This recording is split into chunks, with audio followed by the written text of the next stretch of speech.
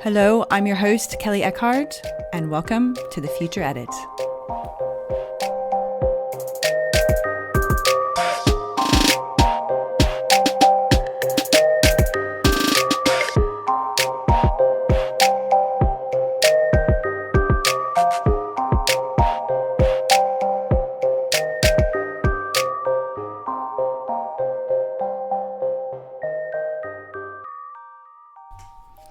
Hello and welcome back to this week's episode of The Future Edit. I'm your host, Kelly Eckhart.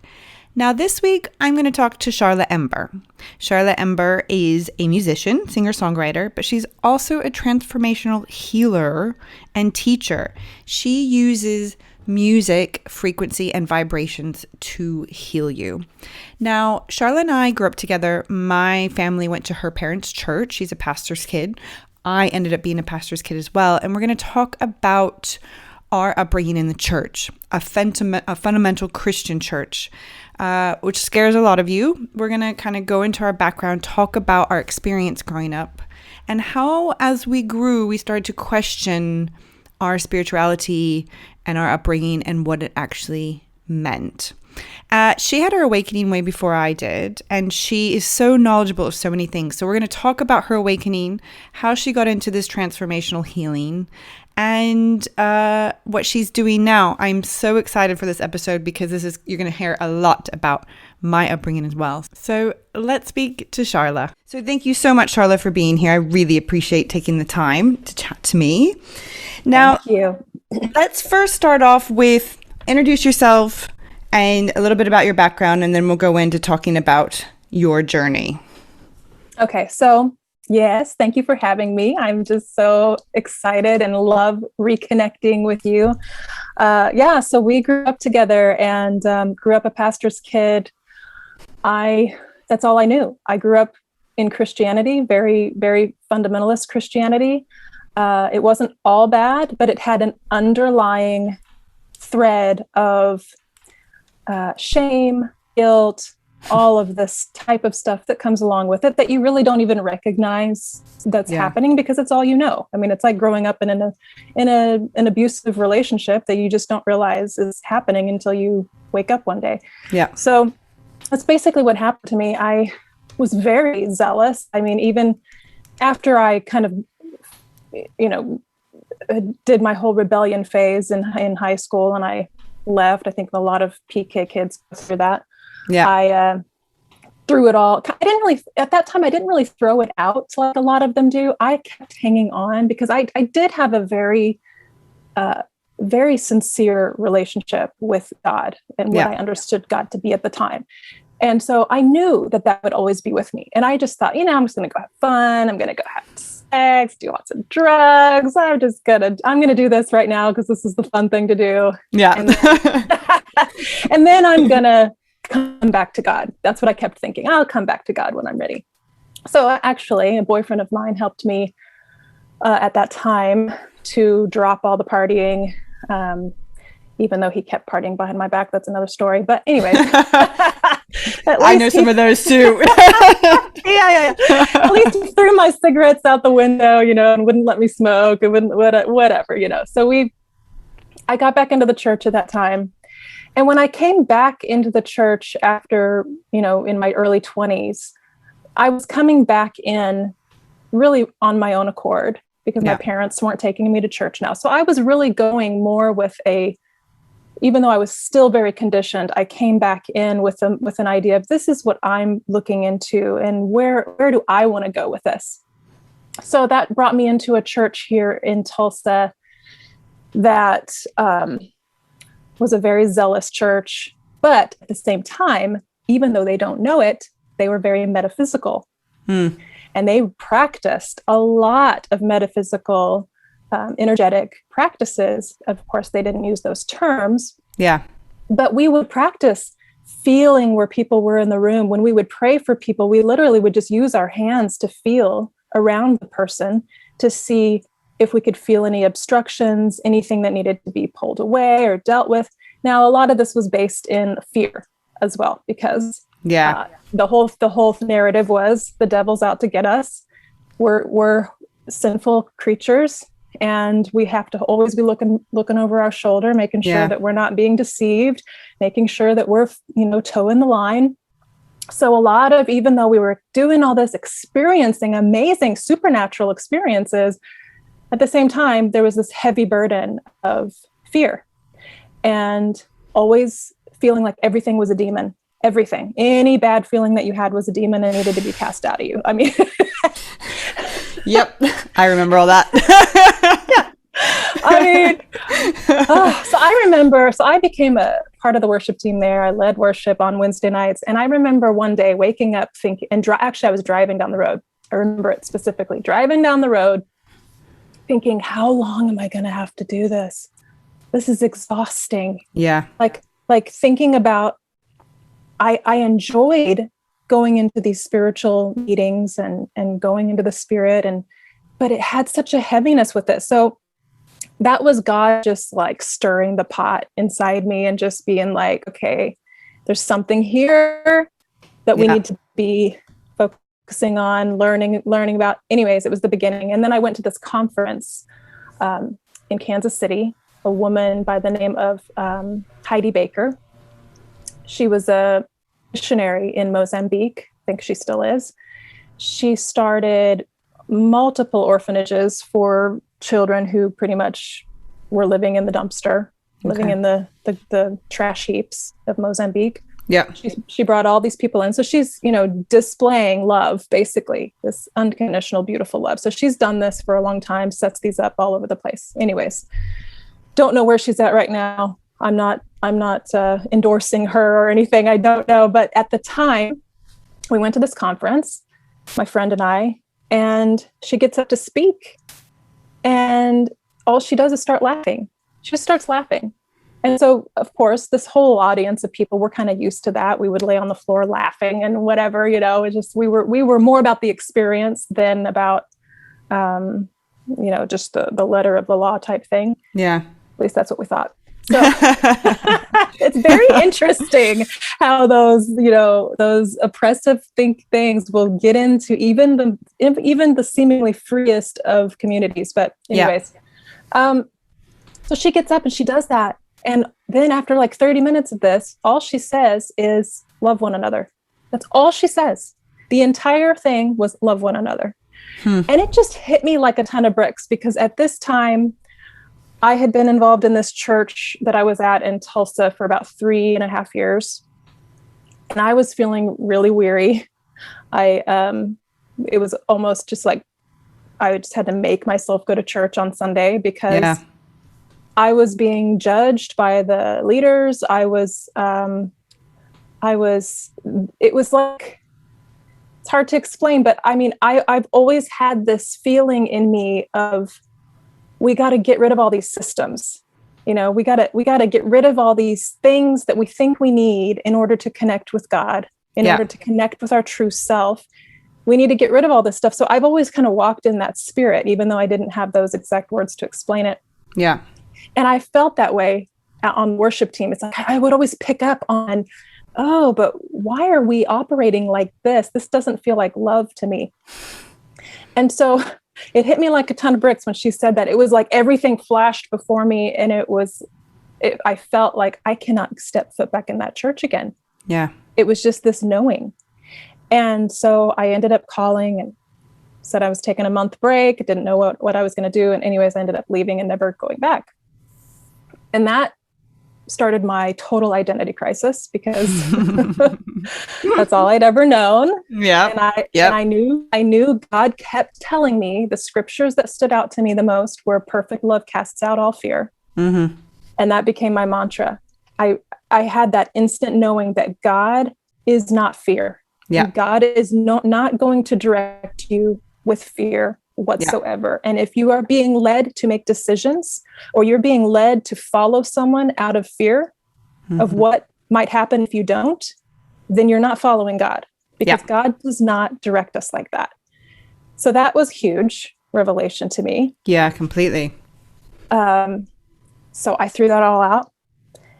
I threw everything out, basically. Well, maybe not everything. I don't know. Kind of like went in stages. It was scary. It was like I was walking out into the total new planet and didn't know how anything operated. And, you know, like all the rules changed. But God, the entire time I kept checking in, like, am I okay? Like, is it okay to read my horoscope?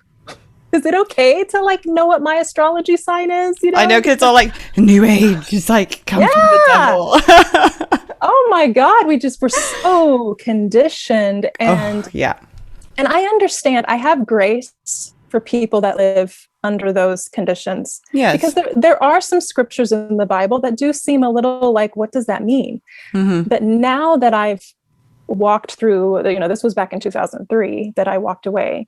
So I've had all these years to do a lot of research, really get to the bottom of it, because like everything, we're just fed information. Yeah.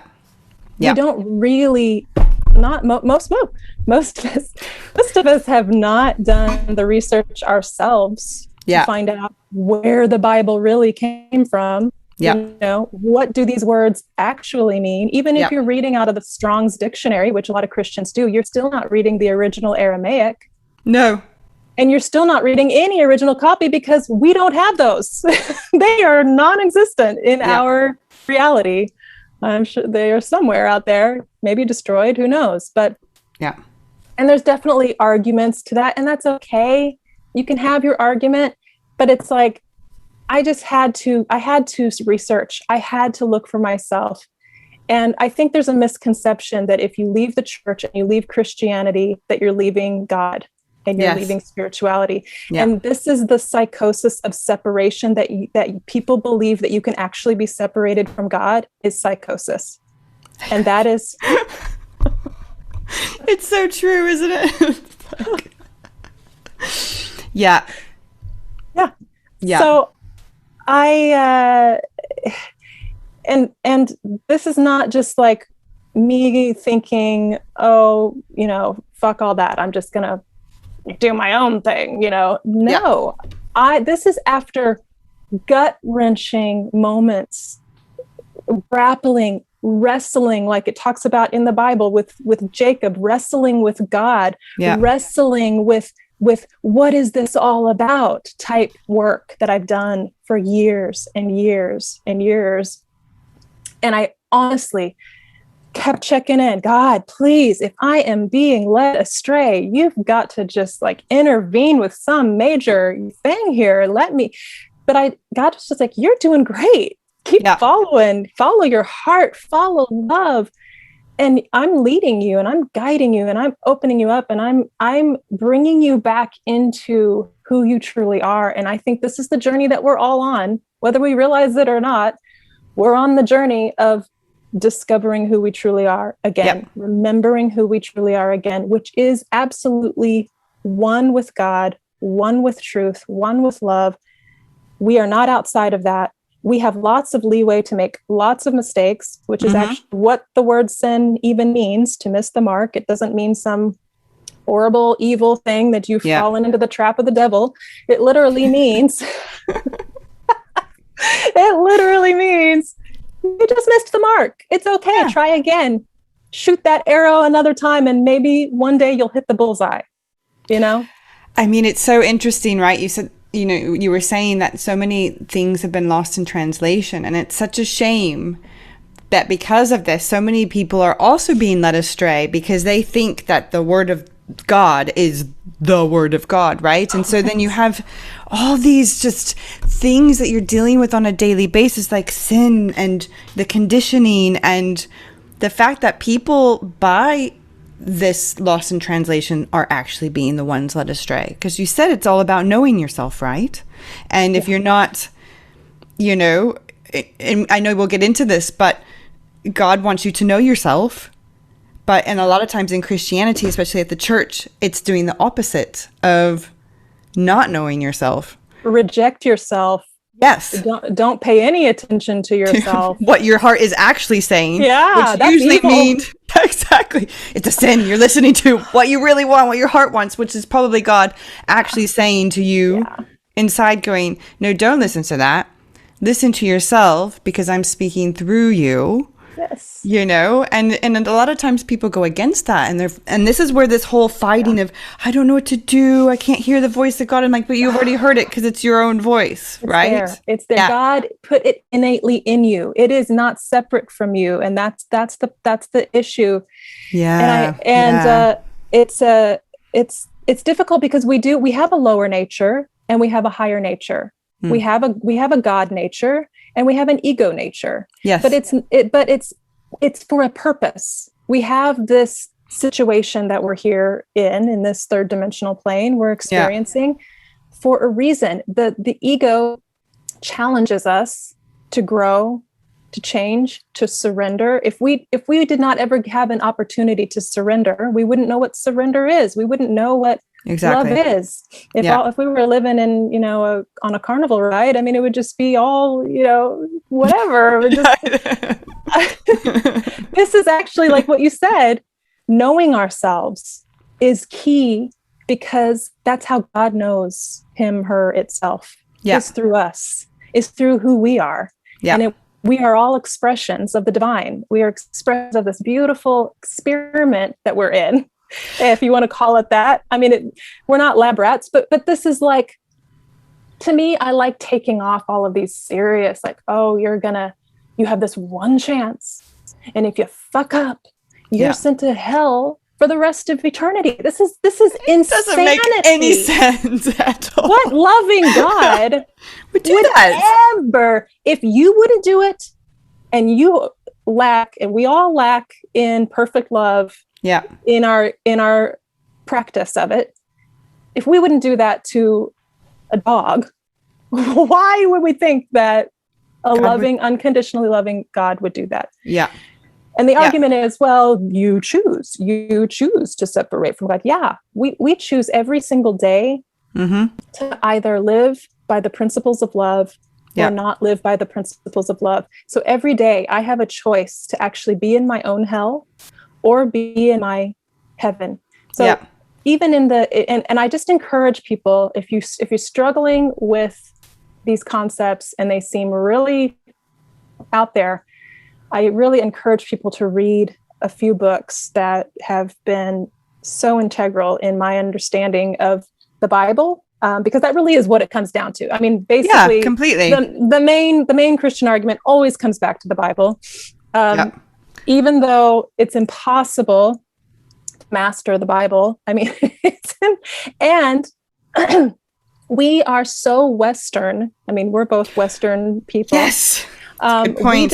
We don't understand the culture that it was written in. Yeah. We are totally 180 complete opposite of that culture.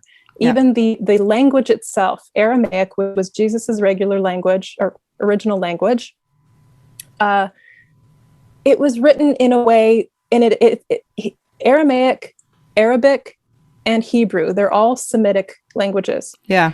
They are completely different than the Western languages of like Greek and Latin, which is what we have the only translation of the Bible. Latin, yeah. So they are written with multiple meanings. It's and it makes so much sense to me why that would be like the sacred text. Most of the sacred texts, if you think about it, are in those types of languages. Yeah. Because they're spiritual languages. Those words that they use have multiple layers of meaning. Okay. And they create a sphere rather than a linear idea. Okay. Everything is with and among, and everything that we have and the translations that we have are either or. It's either that or that. It's either good or it's evil. Yeah. In Semitic languages, it's both. It's everything coming together. It's the yin and yang. Yeah. I mean, if you want to get back to other scriptures, history, they're all saying the same thing, and they all came from the same type of flow. And even like the word, whenever it says that the kingdom of heaven is within, there's also other scriptures that say the kingdom of heaven is among us. Well, it's the same word. They're using the same word. It's within and it's among. It's within you and it's among you. So you can experience both. You can have both. You can have a personal relationship with God in where you actually apply certain archetypes. Yep. Where you relate to God in different ways like that. Or you can have an impersonal relationship with God that is more cosmic, more universal. And it's both. Completely. It doesn't have to be an argument. It's the same thing. Of what it is. New Age or it's Jesus Christ. I mean, it's everything, guys. It's everything. Yeah. So even like, let me see the one more thing about that. I was going to say one thing about what was it? So heaven is Shemaiah in the Aramaic. Okay. Malkuta is kingdom, but it's actually not kingdom because it's a feminine word. It's queendom. So it really relates more to the feminine because the kingdom of heaven is at hand, is actually talking about a way of living, talking about a way of pursuing and living your life. And Malkuta actually means sound, atmosphere, vibration, word, light. Those are all synonyms of the word Malkuta, which is queendom. Interesting. Yes. This is cool. Yes. Yes. See, this stuff can set you free, man. Exactly. Yeah. Completely. Yeah. And wow. Okay. Shem is the root word for also the other word in the Bible, name. So when it says in Jesus' name, it's saying in Shem, which is also light, sound, atmosphere. So when you're praying in Jesus' name, if you choose to say Jesus' name because that feels good to you, then great. Yeah. But it is not a necessary thing to do to be a good follower of Christ. Yeah. Christ is not Jesus's last name. Christ is who we are. It's been from the beginning. Even John talks about that in his first scriptures. John chapter 1 talks about the Word was with God from the beginning and talks about Christ being the Word. So the Word is like the expression of all things. It's like light coming to animation, being animated with Christ. Yeah. And we can be in alignment with that flow, in alignment with the Christ, which is also the Kundalini rising within us. Exactly. Energy flow within us. And what do you have to do to live with a Kundalini rising within you? You need to live a certain way. You need to listen to you need to self-discipline. Yeah. But see what has happened in the Christian world, they became so focused on the do's and don'ts that it became heavy and a heavy burden. Yeah. Which doesn't even align up with the scriptures that they say that Jesus gives you rest and did not come to bring you oppression and heavy burden. So anyways, go ahead. No, I mean, it's interesting that because when you're comparing with Kundalini and the heaviness and things, I think what's happened is, it's a full body thing, right? It's taking care of your mind, your heart, your body.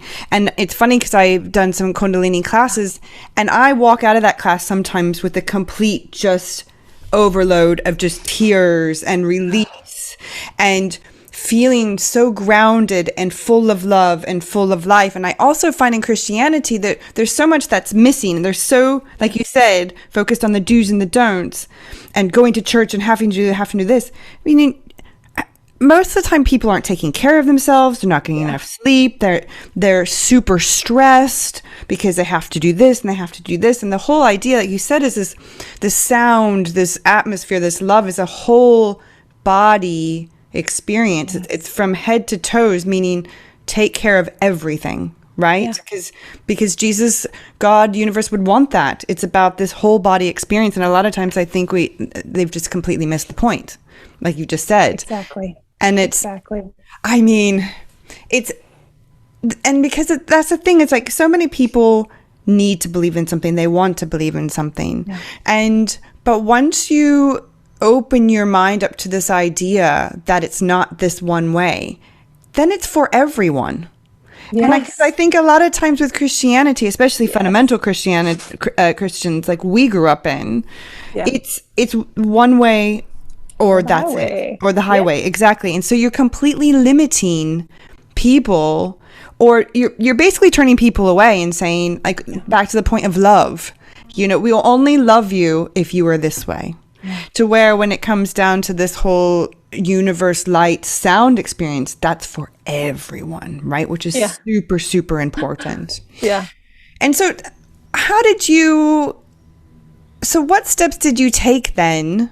Because I know you've read books and you've done some studying. And so what was this? And after the church, what was it that really did it for you? Because I know it took some time to get to this letting go of all these, these ingrained belief systems in you that take forever, which, at 40 years old, I am still having to release. It's so funny when they've been ingrained in you for so long, in the back of your mind, you're still thinking, oh man, blah, blah, blah, blah, blah, this might, or I can't talk to my family about this, or if they hear this podcast, I'll be shunned from, from the family. And, it's, so just tell me about your experience of kind of how you started shedding all these layers of these conditions, of this conditioning. Kind of my process, maybe. Yeah. I really don't know. Like, I'll try to narrow some of it down, but it really has been such a long journey, like you said, and it's never ending. I mean, still to this day, I'll have something come up and it'll be like, it's interesting that situation brought this up. And now I'm feeling this fear again. Where is this coming from? So really, I have a lot of tools that I use that really help me to bring me back to that 0 point, which is what I feel like is where God is concentrated, the concentrated point of God within us. Yeah. And I think maybe knowing that, just knowing that has helped to know that knowing that I'm not separate, knowing that God is never leading me with fear. So that's an easy one. It's like, if I have fear and if I'm detecting a fear in me, I know it's not God. It might be directing me to God to look at something. Yeah. But it's definitely not a mindset or a belief system that I want to be following. So when that anxiety and that panic, because I experienced multiple times of total panic for days coming over me. And I just would stick with it. And I'm thankfully had some practitioners that I would go to who would use like a technique called NET. I now have developed using that technique as well with clients. And I use a pendulum actually to do clearings on people. But that saved me so much because it helped. And again, like you were saying, with it being a full body thing, what we haven't understood is that God designed us perfectly and we are an incredible creation. And when you realize that everything is connected, how your body is responding to life is connected to your belief systems, is connected to your energy field, is connected to your emotions, and it can even go back to past lives and to ancestral things that have been passed on to you, there's so much. I mean, that's why it's kind of like, it's, if you can look at it like a child and you can just have fun and just follow the teachings of Jesus, really, the real teachings of Jesus, which was meditate on what's pure, good, and holy. I came here to give you abundant life. I mean, understand that living in a state of shame and guilt, well, doesn't really take a rocket science. It's like shame and guilt are very low vibrations. Oh, completely. I mean, and if we're talking about an all-loving God who is the supreme being, if you want to think of him that way, why would a supreme being be filled with guilt and shame? Why would he want you to live like that? So kind of understanding what God's love spirit's intention is for you, and that's to live with freedom and love, milestones. There's been so many that have opened me up. I think one of them, I remember Ben introducing me to The Power of Now by Eckhart Tolle. Yeah, And that's a good one. Yeah, before I met Ben, I had already done a lot of work. I was feeling pretty good. But then when I got with him, it of course brought up more stuff. Yeah. And I was struggling. And that book really impacted me to just come back to the present moment again, which is what it really is about. Which is super important, isn't it? That we forget. Yeah. I mean, that right there is, like you're saying, is also very godlike. Live now, be in now. This is what life is about. I mean, when you brought that up, it's because this is what I'm working on right now. Yeah. Is now. There's so much here in the here and now, which is super beautiful. But that's all there is. That's all there is. Exactly. Because we're not guaranteed anything, are we? So when you get to tomorrow, it'll be now. Yeah, like it's always now. That's so true. When you know that, but you have this light bulb that goes on. Like, oh yeah, oh, all there is now. Oh, okay, yeah, get it. Yeah. Oh God, yeah.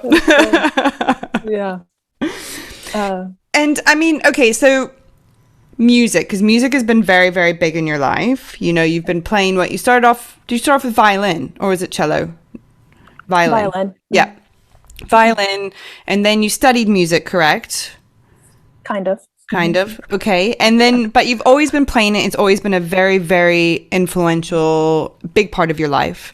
And, you were using it in the church for, spirituality, healing, all that kind of stuff. So what are you doing with it now? Because now you're also using music for healing, correct? Yeah.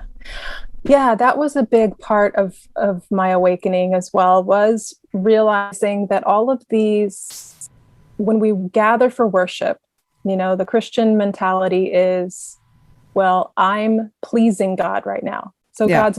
God's blessing me with his presence. What's really happening is we are joining together in an energetic field of focus.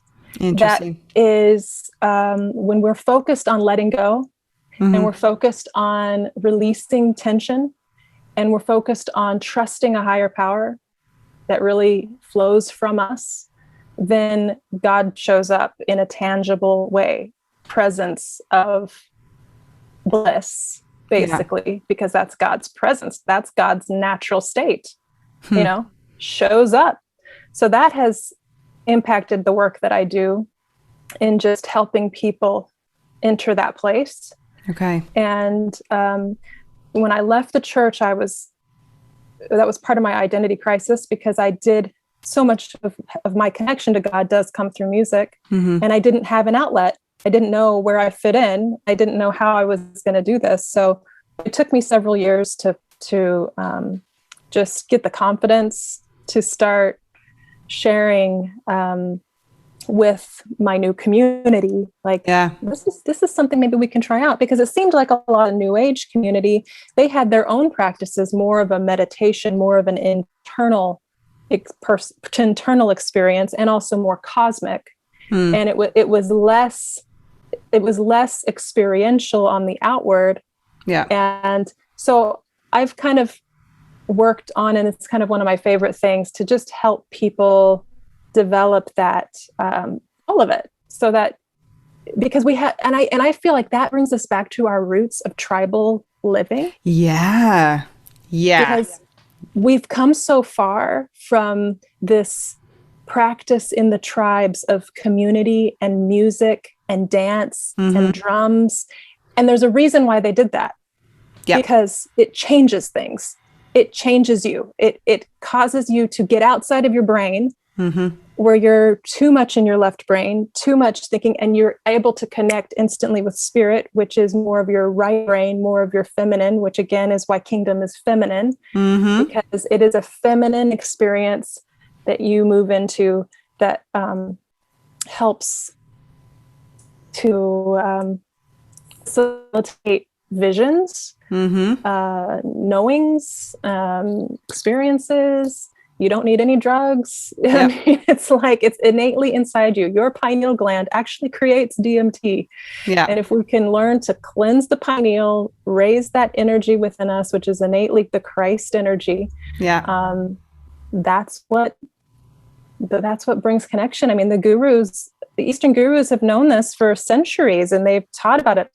If you've not read Autobiography of a Yogi, wonderful, powerful book to inspire what is possible. It's just incredible. I just started it.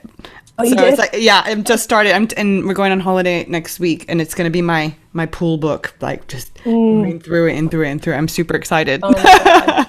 Yeah. Yeah. I mean, I've always been a little, I don't know if the word obsessed is the correct word, but I love spiritual experience. I absolutely love it. And that's something that I'm going to always love because it feels so freaking good. You know, it does. It's better than drugs. And I did my drug years, you know, that's not anything I would ever want to revisit. And we have this natural bliss. And I think that's what people are looking for. I mean, why is there so much addiction? There's so much, you know, all of this overeating and sex addiction and porn, and everyone's looking for that high, that if we could all learn to just let go and go into our natural state, we'd have it.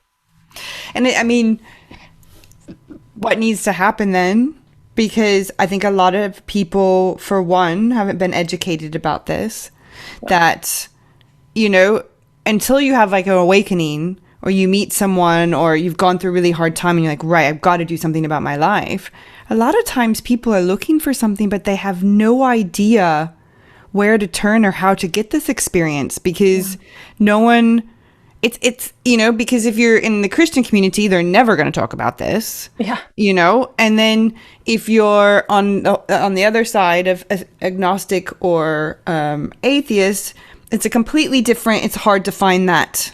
That presence as well. And so it's kind of, you know, it's really hard to find people to teach you about this unless you are big into, you know, yoga or, you know, dance therapy movement, because they do a lot of that as well, of raising your vibrations and getting that movement and that freeing of the mind. And it would just be nice if you could, you wouldn't have such backlash from the Christians, of being able to teach this kind of thing in school, because kids really need this now. You know, the stress that they already feel, the fear that they already feel, you know, am I doing this right? Having this kind of, even if you had like a class that wasn't associated with any kind of, it's more just about raising the vibrations and freeing yourself, and it also helps you to focus as well if you have this kind of experience, the spiritual experience. Because you're getting rid of all that, you know? I think we make it too difficult. And I think one thing is, either we have, you know, either you have the Christian side where you're just opposed to any of those terms or anything going there at all, and it's all just going to be worship for you, you know? Or you have the other side, which there's so many methods. It's like this method, and there's some great methods, and I actually, you know, practice some. But it really is just about coming to open with an open heart. And being open and honest and truthful with yourself. And saying yes. That basically is all it takes. I've had so many people tell me, I really don't know how to meditate. I don't know how to, you know, I'm like, don't even worry about it. You don't have to, because we have this picture in our mind that it looks like this, and that I'm supposed to empty my mind completely, and I can't do that. Well, of course not. I mean, hardly anyone can. It's like, it's accepting the fact that thoughts are going to come and go. Okay, cool. You know, becoming the observer. That's huge. Become the observer. Know that you are not your thoughts. You're not the way that you feel. You're not the way, you're not any of those. That's the 0 point. The 0 point is God consciousness. It is beyond those things in you. And so you can observe, why am I feeling this way? Rather than I'm this way. I'm just this way. Okay, you can grab onto that identity if you want to continue living that way, or you can make room for the transformation to take place, which is don't identify with that way of being anymore, Yeah. and say, I let go of this. What's next? Yeah. How can I elevate? And not with your own, strength or your own will to do it. Although you do say yes and then release. Yeah. Say yes and then release. Say yes and then release. I mean, that's just the pattern. That's really important, isn't it? Because like you said, we are not our thoughts. They are a part of us, but exactly, observe it, say, okay, I'm acknowledging you right now, but I'm also going to let you go. And how so many of us, I mean, I deal with this on a daily basis as well. The negativity comes in, the ego comes in, all these things, and you have to say, no, this is not me, or it's a part of me right now. I'm acknowledging you. I'm going to take a deep breath and I'm going to let you go. It's all about observing. You're absolutely right and that goes back to, once you start to observe, you are then knowing yourself. Then Yes. you are going inward and you're realizing, or you're teaching yourself how to observe, because it does have to be taught. We're not creatures that observe very well, right? It's all training. But it is taking that moment, being still, being in the now, observing and letting go, which, yes, sounds easy, a lot harder. It is a lot harder. And it's interesting too, because I've chatted to a lot of different women recently about dancing and letting go and getting to this element of spirituality, feeling this amazing experience with the universe, God, whatever. And a lot of it, like you said, there's so many methods, but it's literally about saying, I'm showing up, I'm saying yes, and I'm allowing my body just to move the way it needs to move. And how freeing that is, right? Yeah. And how that right there is already raising your vibrations and, bringing really positive energy. And by just saying, oh, let's just I'm going to free myself today. Right. Yes. And scientifically, we're basically just rerouting pathways in your brain. I mean, we're creating new pathways. Yeah. And that's why it can be difficult, depending on what you have practiced and how long you've practiced it. What negative thinking patterns have you practiced? Yeah. How long have you been thinking that thinking pattern? I mean, that depends on and determines how deep that groove is in your brain and how deep that imprint is in your energetic field. And so if you're, that's why there's so much good in just breathing. Actually, the word for the spirit in the Aramaic actually means breath. So it's actually the holy breath. The word holy is actually I wrote it down here because I wanted to share it. It's actually two different meanings. It's where did I write it? Holy. Oh, it's Kadash. And so there's two roots. There's the KD, which means it's a pivot point from which everything turns. And then Osh, which is a circle that unfolds from that point of heat and power. Wow. So what that makes me think of sacred geometry. Yeah. Wow. And it makes me think of fractals. And it makes me think of flowers and leaves and nature and DNA and cells and solar systems and atoms. And it makes me think of everything, because everything flows in this way. And that's what holy is. That's what it is. So the Holy Spirit is that place in us. It's that 0 point, again, from which everything turns. And so as we get in tune with that, and this is all energy, vibration. So the vibration of God is love.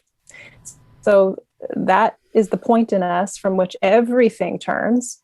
And in our energy field, which is our torus field, which is all around us and comes down the center of us. And it's the two, ascending and descending energies within us.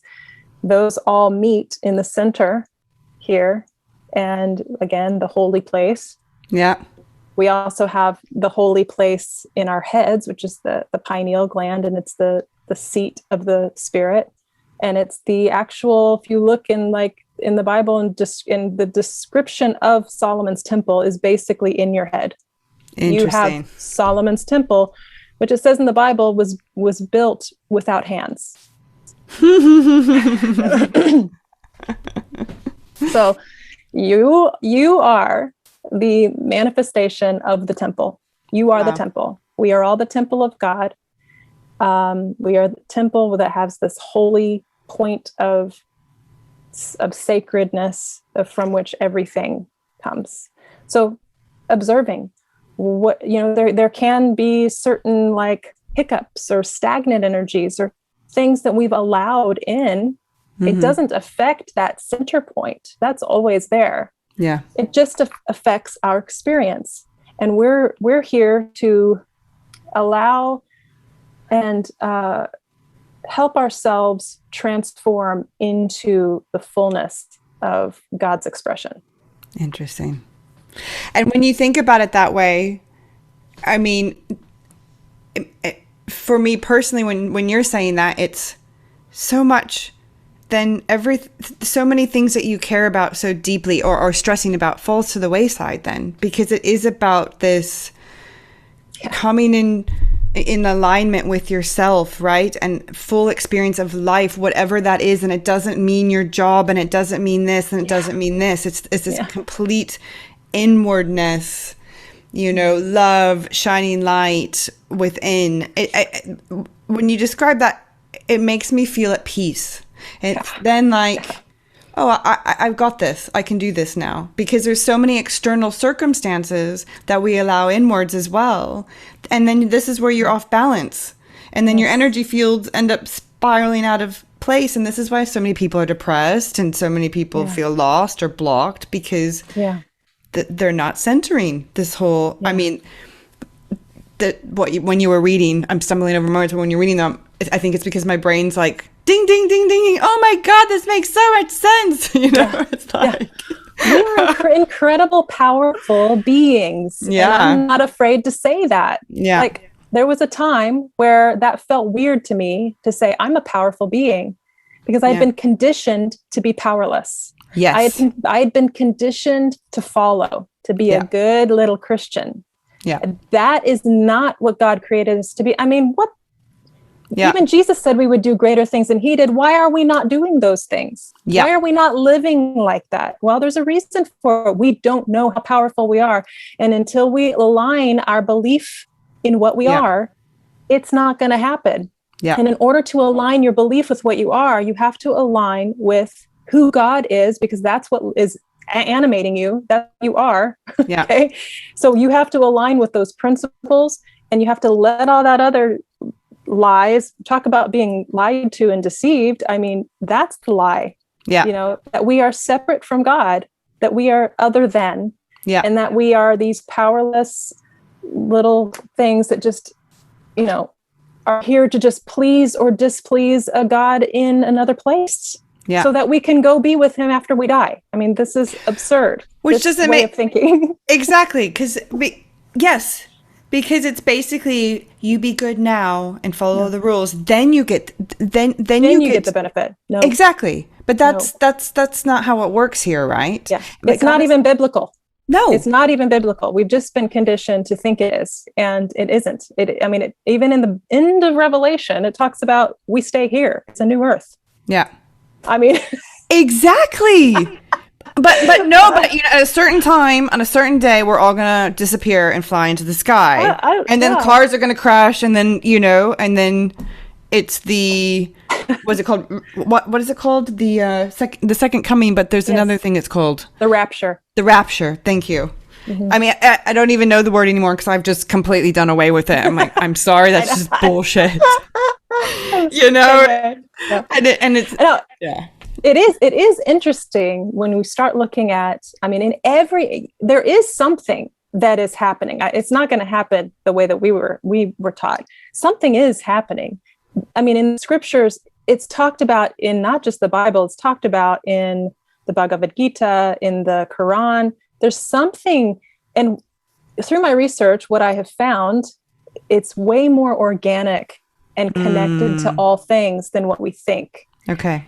Because we are in a cycle right now of the universe. And the cycle that we're in is about 11,000, 12,000 year cycle. Wow. We're coming to the end of that cycle right now, and we're entering into a 2,000 year cycle, which is interesting that in the Bible, it talks about 1,000 years of peace. Mm-hmm. Well, we actually enter into a photon belt right now that is, let me back up. Our solar system orbits the star Alcyone, which is in the Pleiades.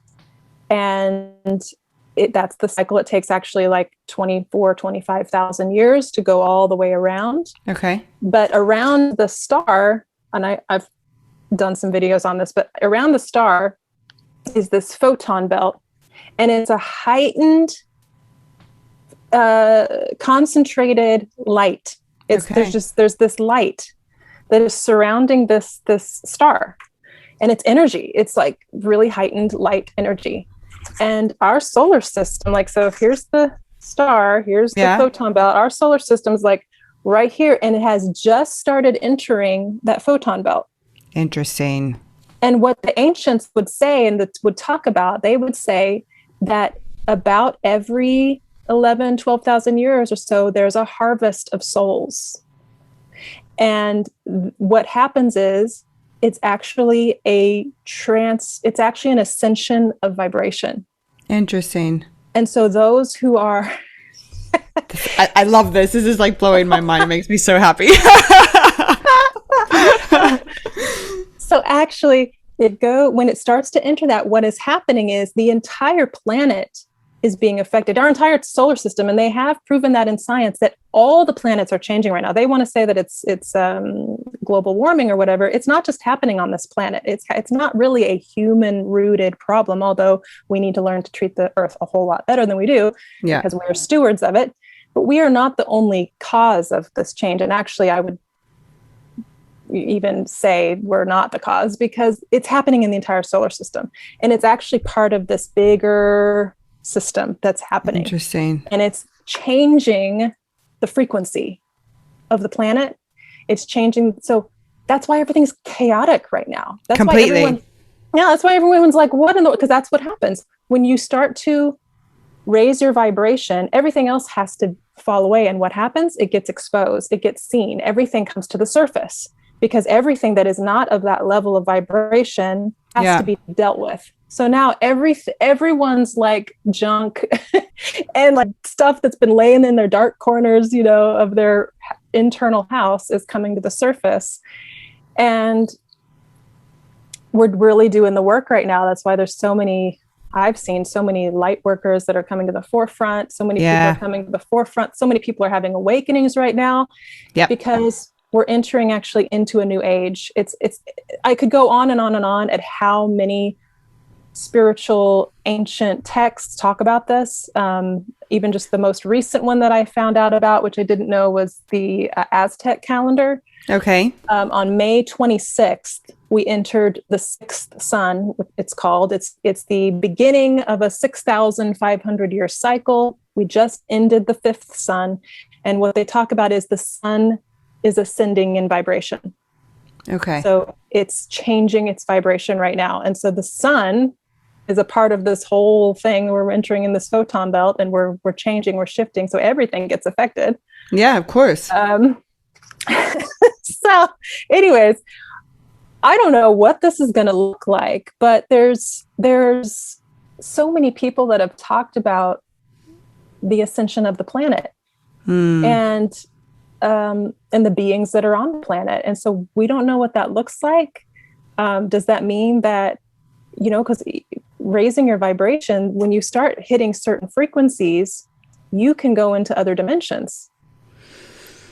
And the other dimensions are not far off. They're right here. Yeah. Like you just have a different reality. And you can live in that different reality right now. But from my understanding, there's a point in time where your body can become such a light body where it just fully goes into that other dimension. Oh, that's so cool.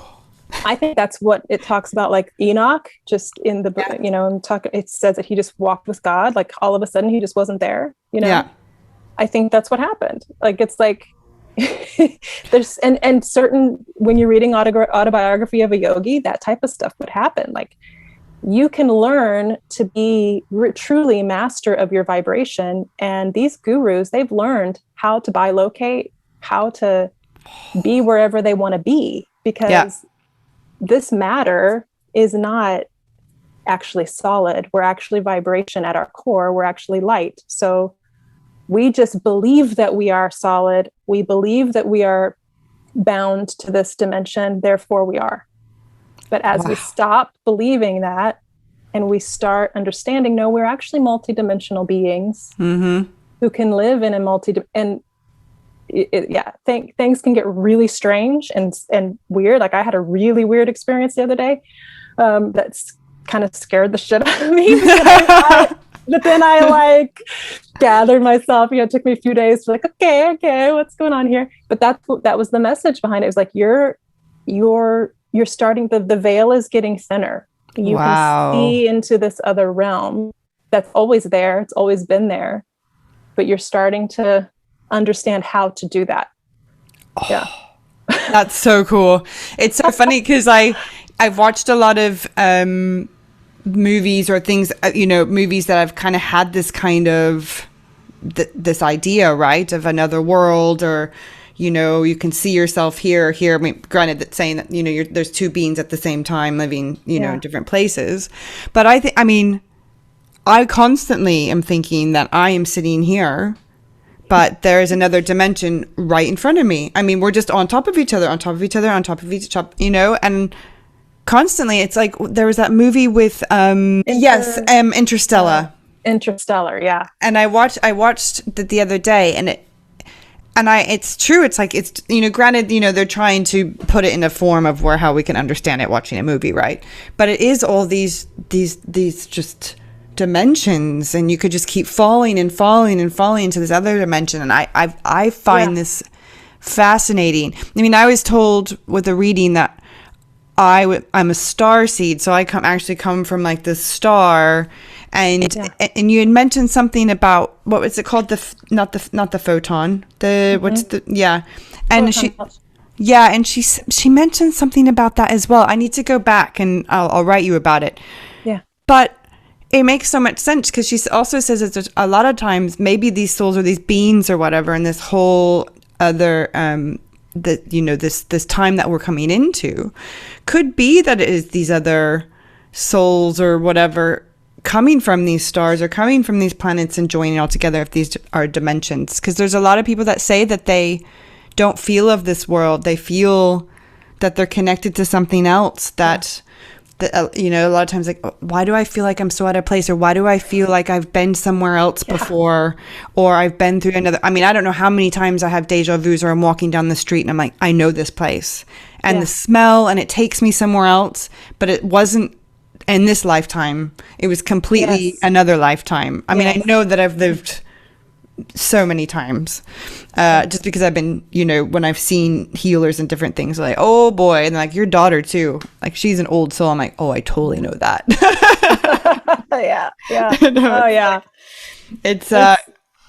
It's fun to go down those rabbit holes, and when you start, like, just the other day, I'll tell you one of these interesting experiences that I had. This one wasn't the scary one at all, but the scary one had to do with some aliens. That was interesting. Oh, cool. I love alien stuff. Oh my God. Okay. But I won't go into that one right now. But anyways, this one, so I was doing some energy work on my husband. Yeah. And, I've always, in the church, they called it speaking in tongues. In the New Age world, they call it light language. But I tap into, the Holy Spirit, energy, God, Spirit, whatever. Yeah. And I've always just put it under the blanket of Holy Spirit because that's how I grew up and learned. And I believe it all is. But again, it can have other expressions, Yeah. And we're all one, we're all connected. So I'm sitting there and I'm just doing energy work.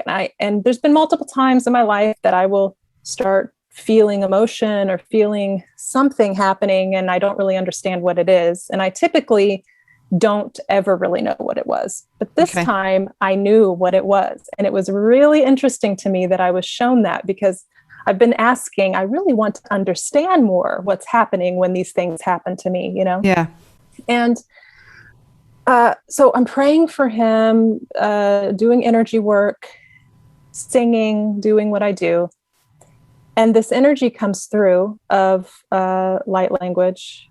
And it's a woman. I knew instantly. It was a different energy. It was a woman energy. And I was just like, wow, okay. And I just went along with it. Yeah. And I saw her arms like coming into my arms. And they were like a druid woman arms. Wow.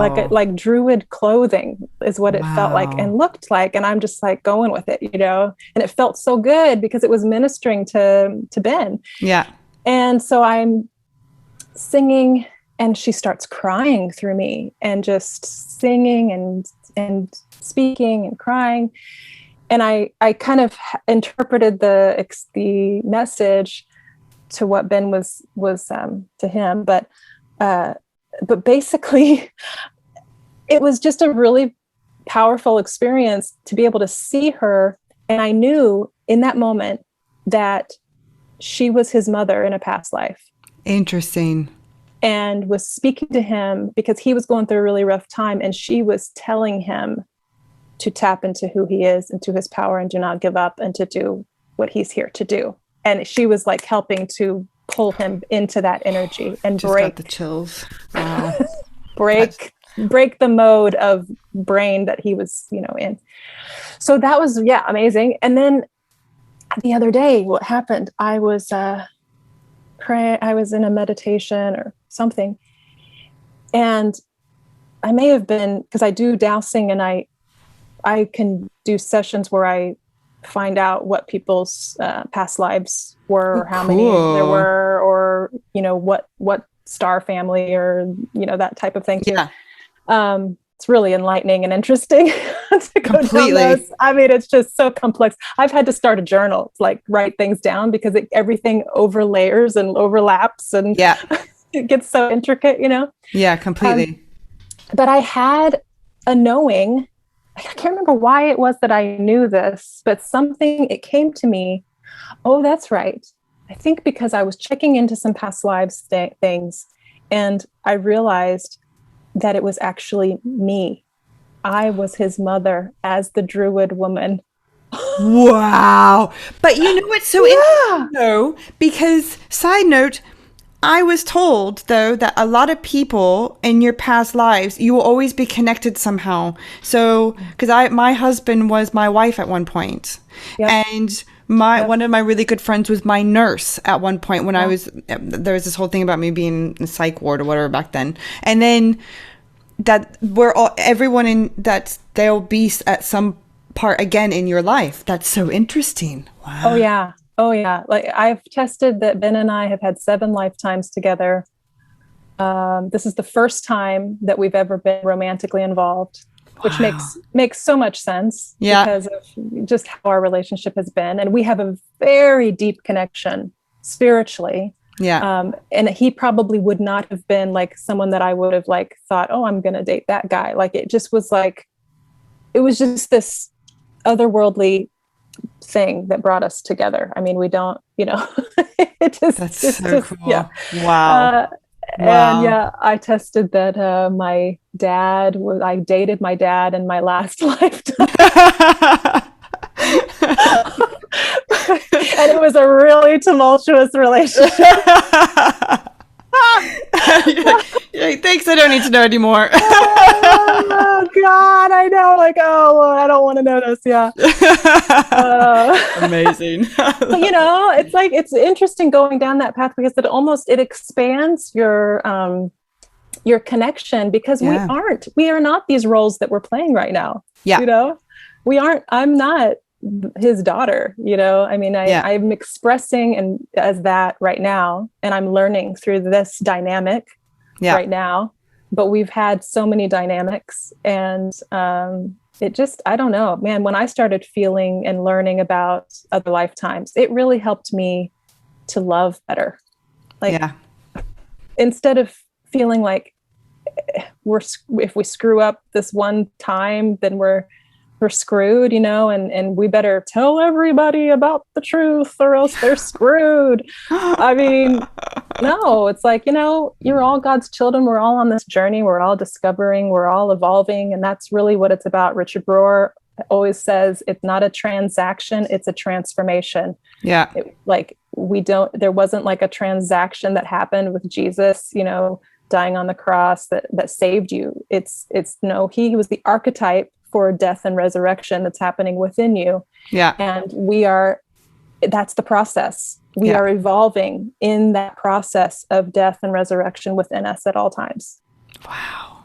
This is such powerful stuff, because once you dig in, it's just so freeing. It just opens your world to freedom. I mean, and not being afraid to question.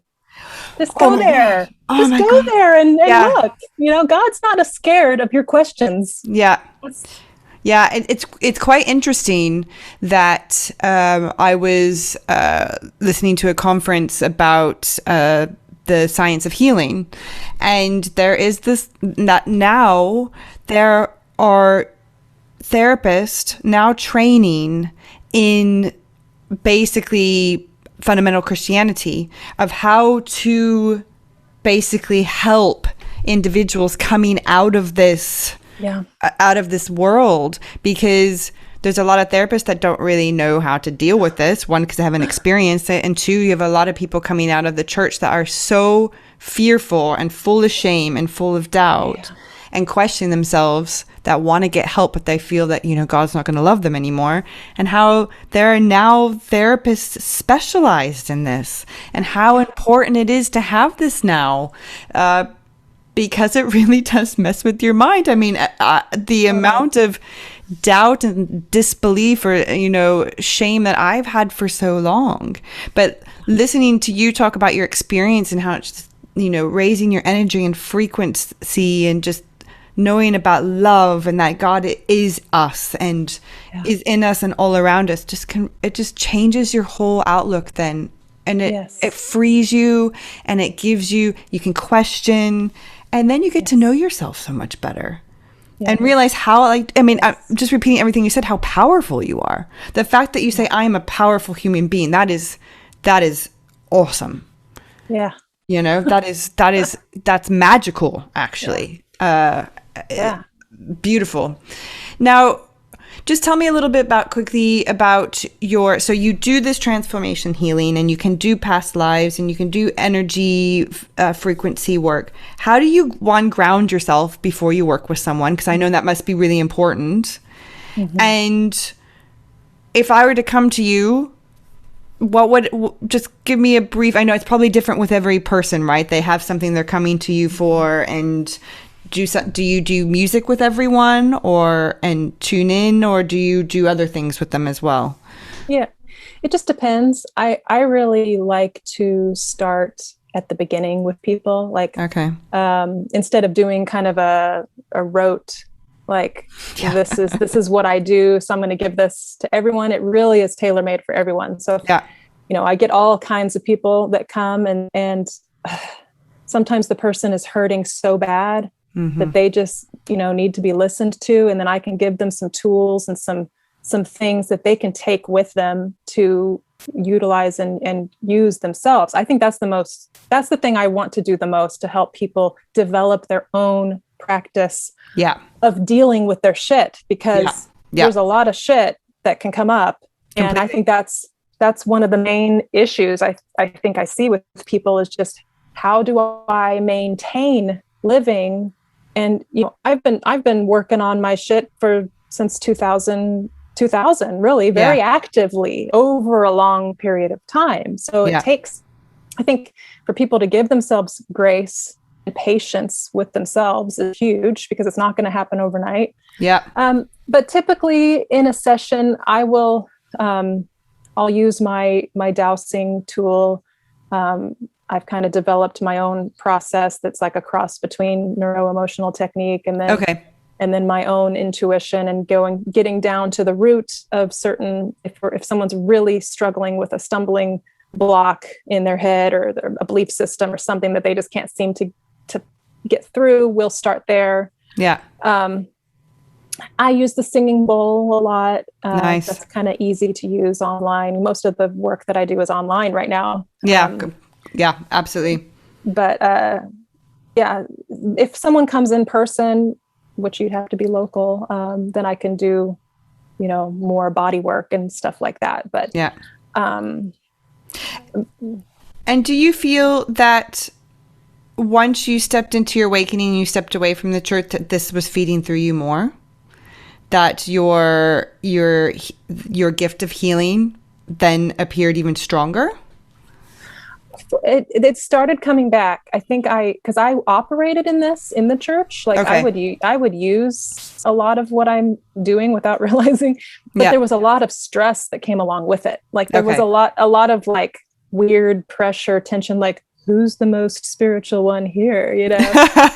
Who hears God more? And I was always like fighting this, like, I don't want those thoughts. I just want the pure healing, but I could sense that in the community, in this weird vibe, and I was just getting tired of that. So when I left, I think I needed so much work done on myself that I went into like receive mode. And I cried for 3 years straight when I left the church. Like, I'm not exaggerating. I thankfully had a healer, energy worker that walked through that with me for 3 years. Wow. She was my best friend at the time. Yeah. And I just had so much. I had so much to work through before I could even get into a place of knowing what I was here now to do. Yeah. So all of that kind of started to come back gradually. And recently I've stepped into it a whole lot more. I've always kind of dabbled here and there, and I've studied with a lot of different modalities, a lot of different things. Okay. And now it seems like everything's just like coming together, and which is really cool. And I'm really enjoying doing the work right now with people. Yeah. It's interesting because I feel like I am where you were several years ago of this. There's still a lot of emotional release. And I've been going to therapy now for a year. And I mean, already a lot of the anger is coming out, a lot of this, so much suppression, even though I've been very open-minded. It's just so much of myself that was suppressed, that hasn't known who I'm supposed to be or who I'm meant to be. Yeah. I'm trying not to use that "supposed to be" because that's it's like a naughty word. I know. Shoulds, woulds, coulds. I mean, oh my God. And it's listening to you and your experience and what you went through. I still feel and know actually that there's still so much just coming out. And I think that's why I've been so emotional this week too. And I know that, Moon's going into Cancer. So the whole emotional side of Cancer comes out, but it's just, you hear a song, walk down the street, hear a bird, and a lot of it, crying, and a lot of it is because it's so beautiful, but also there's something when there's something that's building up inside of you, and it's like a volcano, it's ready to explode. And it's all just coming out and coming out and coming out and coming out, which is so beautiful and healthy. Yeah. But it's also all this, it's just all this emotional baggage, Yeah. Oh man, I remember one time, because a lot of this healing work that I was doing, I was living at my parents' house at the time. And I remember, I was just a mess, but it felt good. It's like, this deep gut wrenching, like pain is there, but it's coming up and it's healing. So it's actually a very dichotomous, and I remember sitting in my parents' living room in front of their fireplace, and how it expressed itself to me in the beginning was the fire, it was like this fire that was, and I just kept asking God to kill me Like that's just been, and not physically. Yeah. It was I was having awareness of my ego for the first time. And as I started having awareness of that ego, I was like, ugh, like, I don't want to operate in that. Like, that's not where I want to live. And so since I became aware of it for the first time, I was just like, so I was sitting there on the ground in front of the fireplace, and I had like snot just I had been crying and crying, and my parents come walking in from the garage, like they got home and they walk in on me, and I'm just like, there were so many moments that that were like, what is going on with our daughter? Oh my God. But it was great. I'm so glad I gave myself permission to be a mess. Yeah. And to just get to the root of it, not to be a mess so that I can be a victim or so that I can just wallow around in self-pity, because that's the opposite of the energy that you want to be in. Yeah. It's let yourself be broken down so that you can heal. Yeah. Let yourself be pulled apart. Let yourself be dissected. Let every little nook and cranny be looked into so that you can heal and be shift into the light that you are, because you don't want any of that stuff lurking around. It just comes out in your life. It just attracts the things you don't want in your life. That's what it does. That energy that's alive in you. If you keep attracting the same type of person into your life, well, you've got something hiding in there that has to be dealt with. Yeah. Yeah. Oh yeah. Yeah. Right. And those are our markers. That's how we know. Pay attention. Just pay attention. That's all you got to do. Pay attention to what's happening around you, because we are the creators of our reality. Yeah. We're not a victim of our reality. We are powerful beings, remember. So we are creating everything. And that's hard for a lot of people to hear. Like, how could I create something so horrible to happen in my life?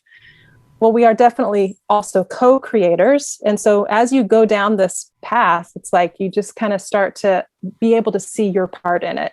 And that's key. I mean, that's even talked about in all the AA practices and everything, which is great. I think everybody should go through AA program.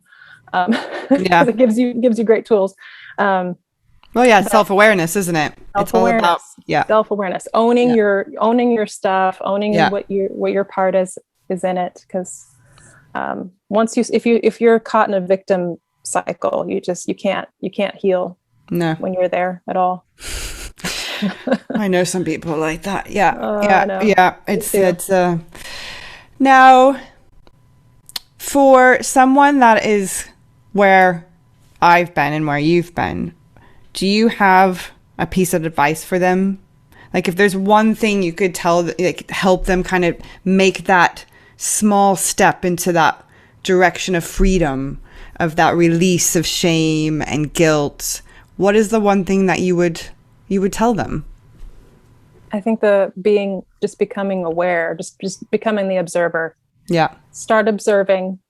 Don't push the stuff down anymore. I had a client the other day who she's just been so used to. She was, I don't know, she's probably in her late 60s, early 70s, and just her entire life she's been pushing it down. And she's developed that groove of, I don't go there. I don't look at these painful things.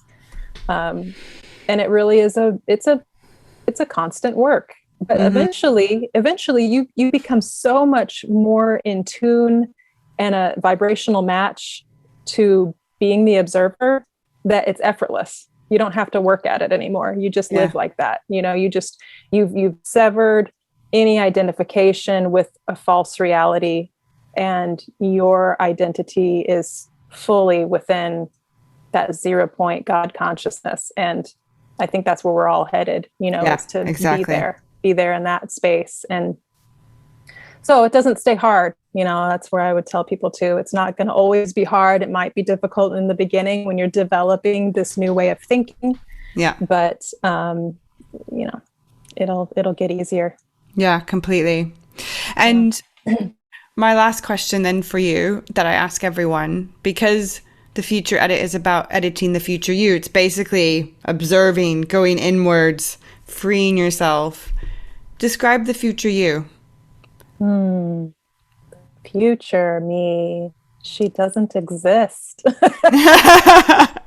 the now, it's the here and now. The now me. Yeah, the now me.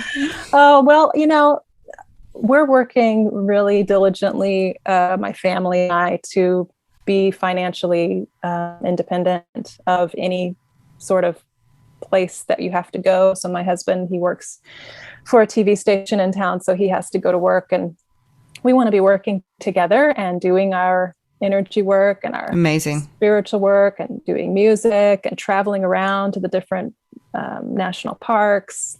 Even living in a motorhome for a while would be great. Just going around wherever we want to go. We want to just be our own bosses and our own, I don't know, just be able to be free from all of that. And so that's what we see happening in the future, hopefully sooner than later. Amazing. We've been working on that for a while, but we feel good about it. And that's, so we keep just kind of working that direction. Yeah. That's really, really cool. And then for someone that would like to contact you, it's best just through Facebook, or you have your website, yeah? You still have your website? I do have a website at the moment. I got hacked. Oh, I'm sorry. Yeah, so I still haven't got it back up and running. So Okay. Typically you'd be able to go to sharlaember.com and you could contact me there, but you can just contact me at sharlaember.com Okay. is my email, sharla@sharlaember.com. Brilliant. And I'll write that below as well, so people can contact you for energy work, for music healing, for past life stuff. That would be so cool. Oh my God. And I need to have a session with you. It's pretty interesting what you start unraveling. And well, and it's interesting too, because probably you can't have any expectations going in, right? Because how would you know? But you probably walk out of there going, wow, right. Okay. It's like, this is, because when I had a session with a spiritual healer as well, and I went in because I was really dealing with some stuff, and a friend of mine recommended her, and she went in and it was all like here and now stuff with her dad, healing wombs and all that kind of stuff. And I went in and it was all bloody past life. And I was like, whoa, I didn't expect this. Okay. And it was basically that this one particular past life has been haunting me. It's about it, just quickly, it's quite interesting that I, was a extreme artist, performer. And she tried really hard to figure out kind of what time frame, but she said it just wasn't coming to her. But what I was doing was very eccentric, was not accepted during that time. People thought I was a freak, and I was trying to really live out this life, and they'd accept it, and they put me in a psych ward, and I died there. And so there was a lot of this shame, this like, you're not good enough, people don't understand you, you don't fit in, you're too extreme, why can't you be normal, all this kind of stuff that has been circulating. And it's quite interesting when she said all that. I mean, I literally just fountain, because those are the themes that have been running through my life this whole time of can't seem to find my purpose, not good enough, this isn't working, this and this and this. And she basically said, we're just going to release all this, because it's time for that to be, you've got to let go. And and the thing is, I didn't even know I was holding on to it. How would you know? But it was there, and so then I think, wow, people are walking around right now having so much on them that's not even theirs to. It's not even theirs. They don't even know it. All this conditioning from birth in the womb and generational stuff. It's unbelievable. There's so much we don't understand. And partially the reason we don't understand it is because we've walked so far away from our natural way of living. When all of the indigenous people basically were wiped out of existence, a lot of the ancient understanding went with them. And we come from them. We come from ancient practices where we are connected to the earth. We are connected to spirit in such a more tangible way. And I think it's interesting that we are, they say, only operating, like 4% of our brains, and very, very small amount of our DNA, all this, what they call junk DNA, which I don't believe. It's just DNA that needs to be activated within us, that is actually our light codes. It's actually our spiritual being self that needs the activation, so that we can understand again who we are. And it's like the energy. That's what the Akashic records are. It's everything that has ever been, ever thought. It's all still in existence. It's all still here. And so your energy field, you have all that information. I mean, she's probably, maybe she knows it or doesn't know it. She's reading your energy field. She's reading what has come before, what is still, at work. Oh, wow. Man, I could talk to you for hours about this. I love talking to you. It's not often that I could talk to someone about who has the same background too, who brings in that element, because it brings in something new. And I mean, something that is like, so meaningful, It's funny because, I mean, who would have thought that all those years ago that we'd be sitting here crossing paths again, experiencing the same thing, and then you just have to giggle and be like, oh, this is, there was a plan for this, it's this, we needed to go through that in order for us to, to find our true selves. And then you cross and, inform, you're helping each other learn and grow. Then you can go on and you can also bless people with this knowledge, because it is very important, I think, especially for me now, that it's my responsibility to help people learn this, to open their minds to this, and to give them the opportunity to free themselves, to find what works for them, to as I always say, to unfuck yourself, because it's so important. and then I mean, just repeating myself before I let you go, I mean, it's just that one step to your freedom. It's just beautiful. And then there's peace, and then there's more joy, and it's work, and it's a journey.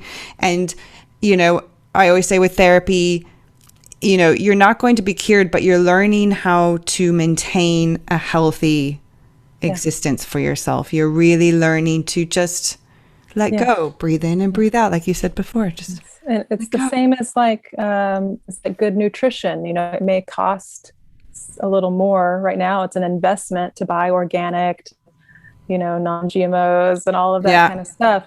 But look at what you're saving yourself of the heartache down the road, with all the doctor's bills and the diseases and the crap that can come afterwards. It's the same thing. We have to invest in our emotional well-being, our spiritual well-being, and just returning back to who we are. Yeah. Oh, thank you so much for being here with me today. This was super amazing. Thank you. That was fun. Thank you so much for listening to today's episode. If you like what you're hearing, please like us, subscribe, and tell your friends. You can follow us on Instagram, The Future Edit. And for more information about my guest and myself, you can head to thefutureedit.com. Until next time, ciao.